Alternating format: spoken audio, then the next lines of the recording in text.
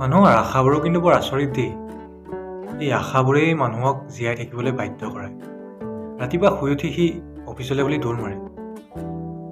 কলেজত কোনোবাই ঐ বুলি কথা ক'লেই কাজিয়া কৰিবলৈ উত্তাউল হোৱা ল'ৰাটো বছৰ গালি শপনি তলমূৰ কৰি শুনি থাকে। ক্লাইণ্টৰ উল্টা চিধা প্ৰশ্ন শুনি তাৰ ক'বলৈ মন যায়, আপুনি বৰ কামোৰ দিছে দেই, কিন্তু নকয়।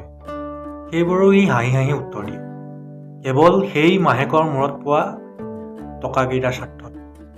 এই টকাকেইটাৰ তাৰ নিজৰ অভাৱসমূহ সম্পূৰ্ণ পূৰণ নহ'লেও ঘৰৰ মানুহবোৰৰ মুখত হাঁহিটো দেখিয়েই তাৰ ভাল লাগে। এই যে তাৰ মাকে গৌৰৱ কৰে, আমাৰ ল'ৰাই আমুকত চাকৰি কৰে বুলি, সেই গৌৰৱকণেই তাইৰ প্ৰকৃতাই।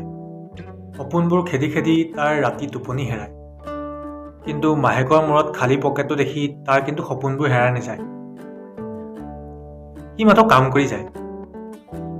কাম কৰি যায় তাৰ সেই সৰু সৰু সপোনবোৰৰ স্বাৰ্থত। কেতিয়াবা সি নিজকে প্ৰশ্ন কৰে, সি সপোন দেখিবলৈ জীয়াই থাকে নে জীয়াই থাকিবলৈ সপোন দেখে।